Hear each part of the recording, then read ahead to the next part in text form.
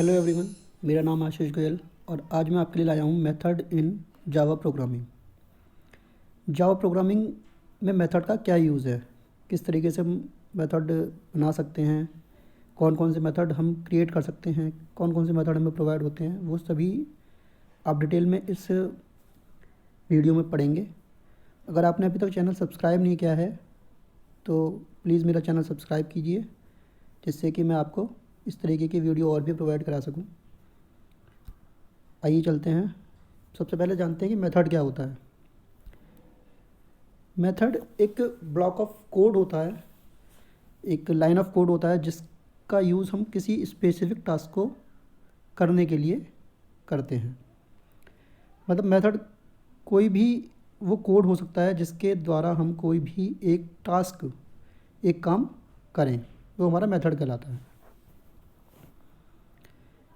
Method का जो main motive है वो हमारा ये है कि हमारे पास में अगर कोई भी बहुत बड़ी प्रॉब्लम है, बहुत बड़ी प्रॉब्लम मतलब प्रोग्रामिंग प्रॉब्लम है कोई बहुत बड़ी, और हम चाहते हैं कि वो हमारी छोटे छोटे पार्ट्स में डिवाइड हो जाए, जिससे कि हम आसानी से अपना कोड कर सकें। अगर हम एक ही ब्लॉक के अंदर पूरा कोड लिखेंगे तो कोड हमारा बहुत बल्की हो जाएगा और उसमें से एरर फाइंड आउट करना और उसको मैनेज करना हमारे लिए आसान नहीं होगा। तो हम मेथड का यूज़ अपनी प्रॉब्लम को छोटा करने के लिए भी कर सकते हैं, जिससे कि हम अपने कोड को छोटे छोटे पार्ट्स में डिवाइड कर लेते हैं, जो समझने में भी आसान हो और हमारे लिए आसानी से हम उसका यूज़ भी कर सकें।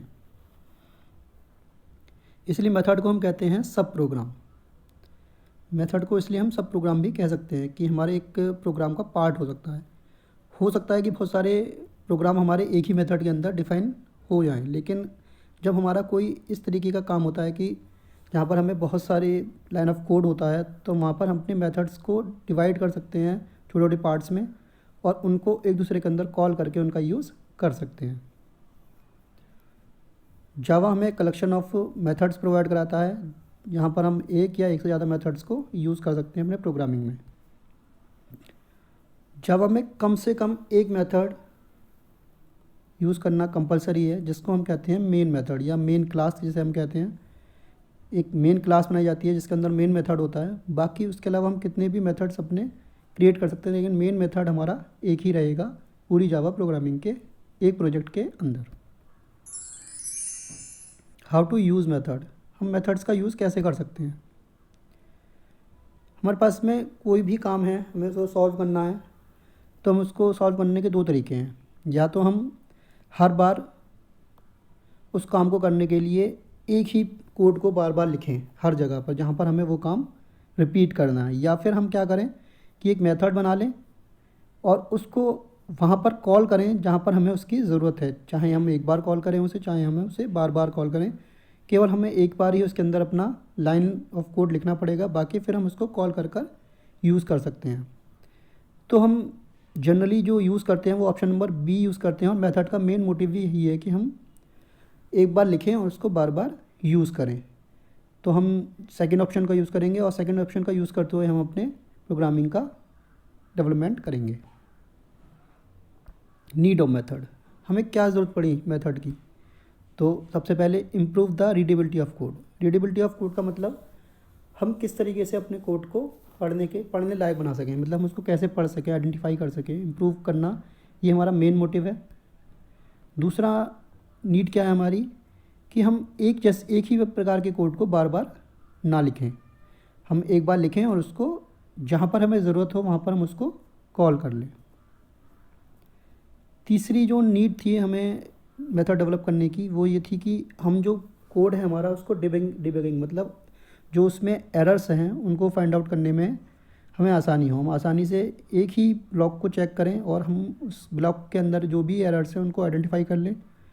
अगर हमारे पास नंबर ऑफ़ मेथड्स होंगे तो हम हर मेथड को अलग अलग चेक कर सकते हैं, लेकिन अगर एक ही मेथड के अंदर नंबर ऑफ़ लाइंस बहुत ज़्यादा होंगी तो हम उसे चेक करने में टाइम भी लगेगा और हमारी एरर इजीली फाइंड आउट नहीं हो सकेगी। तो इसीलिए भी हमें ज़रूरत पड़ी कि हम अपने मेथड्स को ब्रेक कर लें।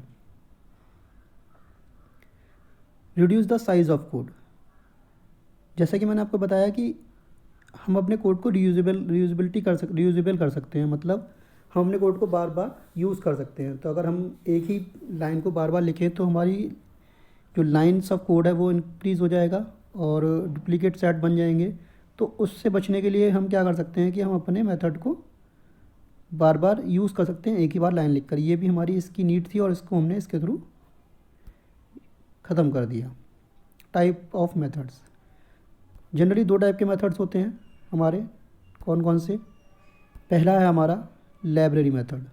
लाइब्रेरी मेथड या सिस्टम डिफाइन मेथड, जो कि सिस्टम के द्वारा डिफ़ाइन किए गए हैं। जो जावा लाइब्रेरी है उसके द्वारा जो मेथड्स डिफ़ाइन किए गए हैं, बनाए गए हैं, वो मेथड्स हमारे सिस्टम डिफाइन या लाइब्रेरी मेथड्स कहलाते हैं। और दूसरे होते हैं हमारे यूज़र डिफाइन मेथड्स, जो यूज़र हम या यूज़र जो भी अपनी नीड के अकॉर्डिंग मेथड्स डिज़ाइन करता है, जैसे उसकी रिक्वायरमेंट होती है उनको डिज़ाइन करता है, उनको रीयूज़ कर सकता है।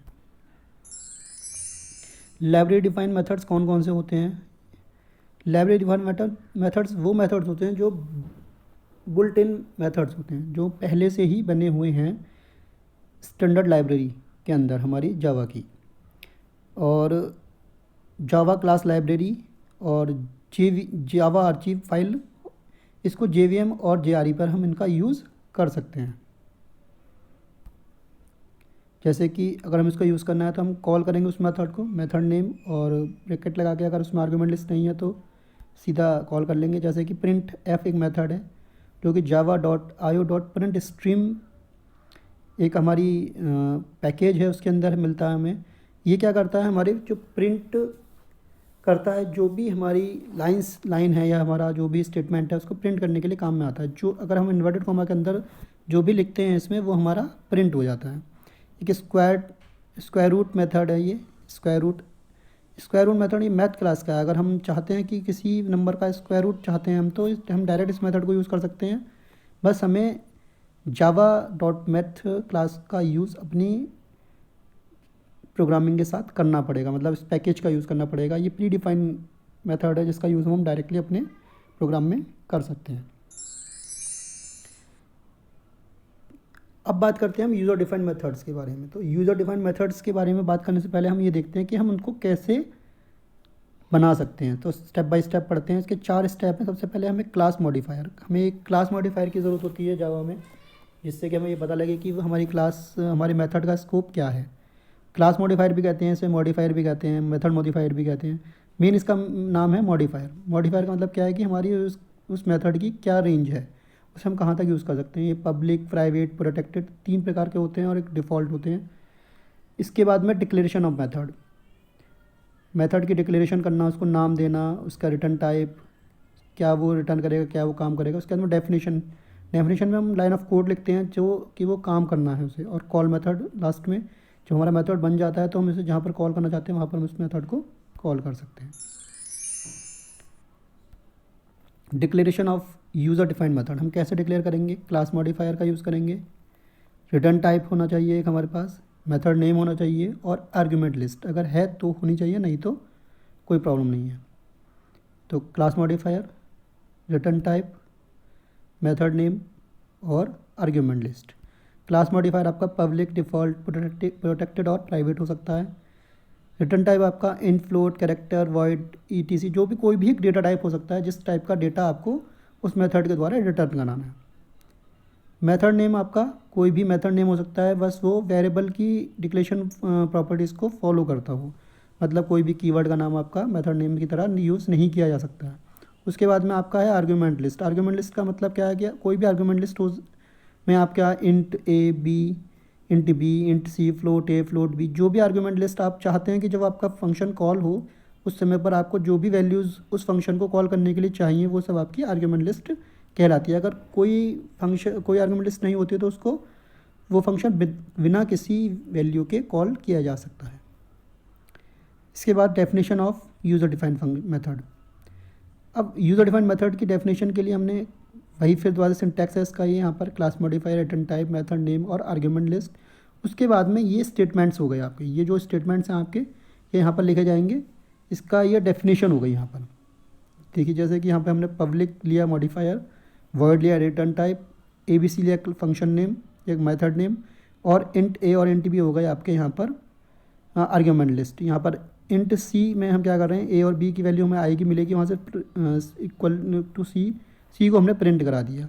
तो ये जो बीच का हिस्सा है ये हमारा क्या कहला रहा है, ये कहलाता है हमारा हिस्सा, जो ये मैं दिखा रहा हूँ आपको पेन से, ये वाला हिस्सा, ये आपका सभी जो है ये आपकी डेफिनेशन कहलाती है यहाँ पर। इसके बाद में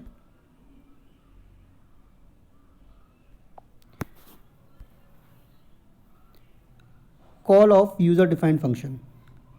आप कैसे कॉल कर सकते हो, object name dot method name और object name dot method name और आर्गुमेंट लिस्ट। अगर आर्गुमेंट लिस्ट है यहाँ वहाँ पर तो हम आर्गुमेंट लिस्ट के वैल्यूज पास करानी पड़ेंगे, अदरवाइज़ हम ऑब्जेक्ट नेम और मेथड नेम के द्वारा उसको कॉल कर सकते हैं। देखिए जैसे obj.abc, जैसे कि पिछला वाला था आपका obj.abc में 2 नंबर चाहिए थे, 56 और 89, हमने दोनों नंबर दे दिए इंटीजर टाइप के, तो हमारा फंक्शन कॉल हो जाएगा। यूज़र डिफाइंड मेथड्स होते कौन कौन से हैं, पहले तो ये पता लगे कि होता क्या है। कि यूज़र डिफाइंड मेथड वो हो गया जिसको हम क्रिएट कर रहे हैं, यूज़र क्रिएट कर रहा है जावा लैंग्वेज में, वो सब प्रोग्राम जिसको यूज़र क्रिएट कर रहा है अपने काम के अकॉर्डिंग, वो आपके सभी यूज़र डिफाइंड मेथड्स कहलाते हैं। ये आपके 4 टाइप के होते हैं। सबसे पहले होता है आपका method without argument without return type, दूसरा आपका method with argument without return type, तीसरा आपका method without argument with return type, चौथा आपका method with argument with return type. सबसे पहले बात करते हैं method without argument without return type. क्या होता है ये, इसमें हमारे जो भी कॉलिंग फंक्शन होता है और जो कॉल फंक्शन होता है उसके बीच में कोई भी डेटा ट्रांसफ़र नहीं होता है, वो हमारा कहलाता है method without argument without return type. केवल जो आपका फाइनली जो भी रिज़ल्ट होता है वो आपका जंप स्टेटमेंट के द्वारा कॉलिंग मेथड से कॉल्ड मेथड से कॉलिंग मेथड की तरफ ट्रांसफ़र हो जाता है एग्जीक्यूशन के बाद में। तो ये आपका एक, यहाँ पर मैंने इसका सिंटैक्स लिया है।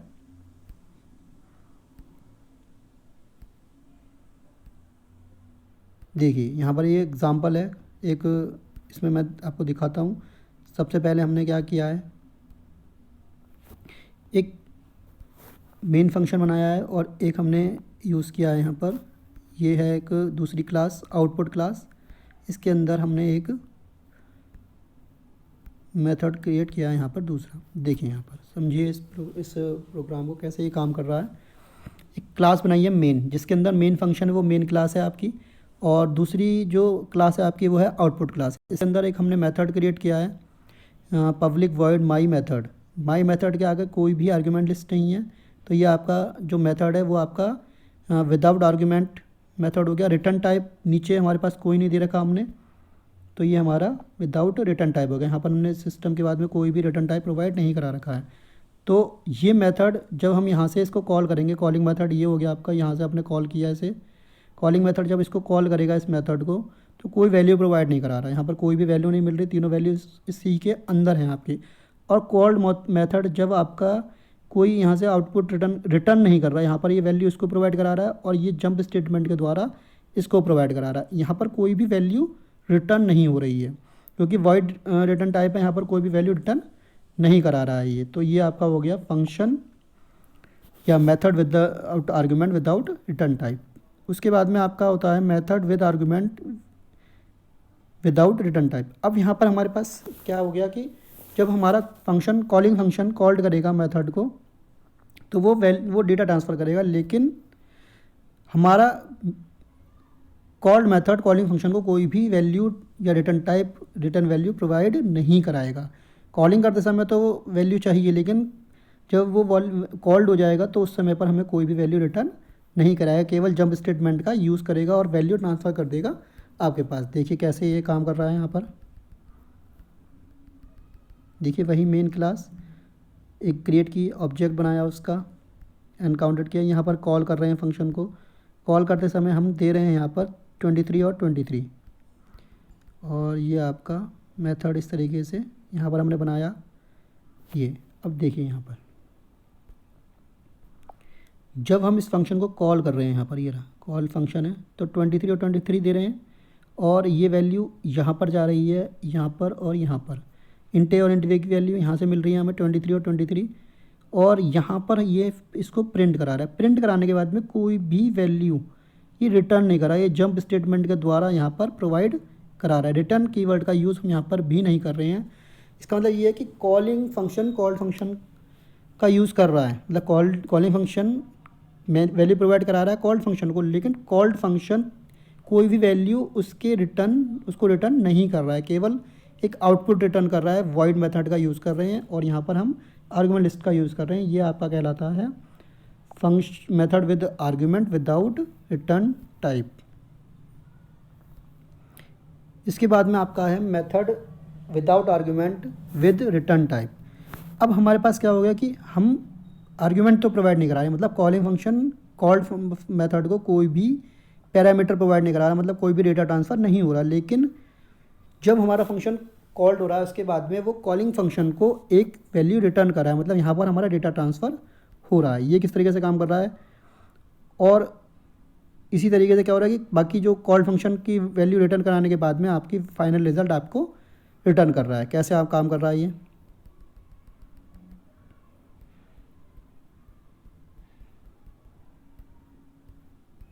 देखिए।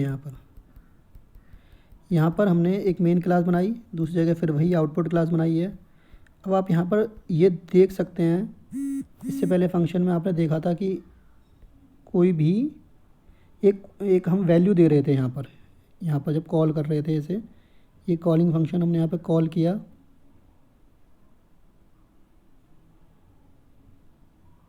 ये रहा।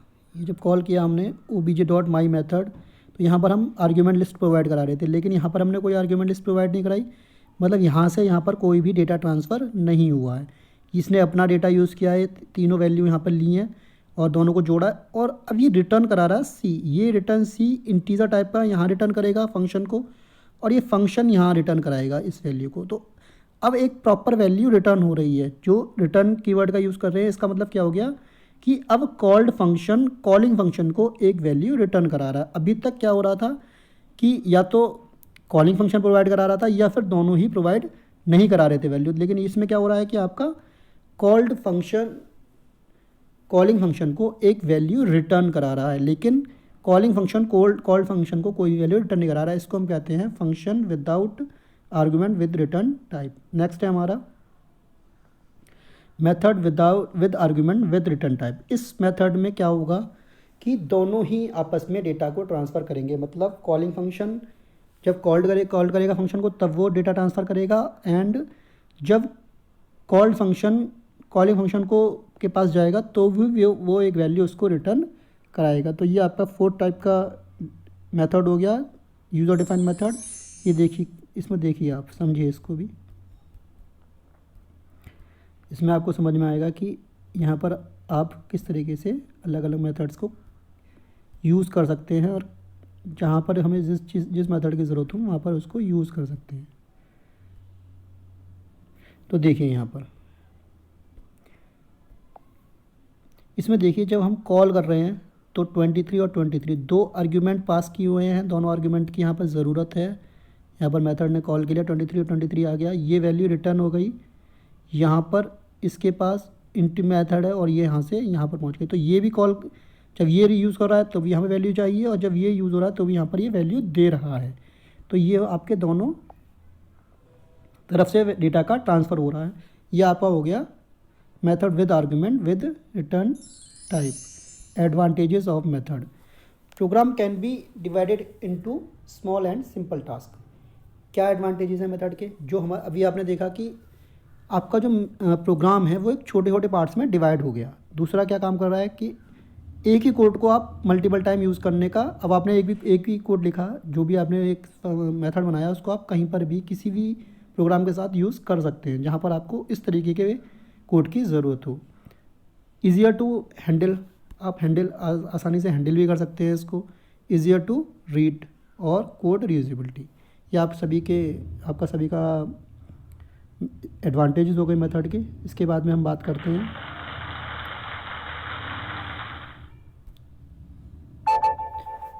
तो इसी के साथ हमारी वीडियो यहाँ पर ख़त्म होती है। अगर आपको मेरी वीडियो अच्छी लगी हो तो इसे सब्सक्राइब करें, चैनल को कमेंट करें, शेयर करें, और कोई भी क्वेरी हो इसके रिगार्डिंग तो वो मुझसे आप पूछ सकते हैं।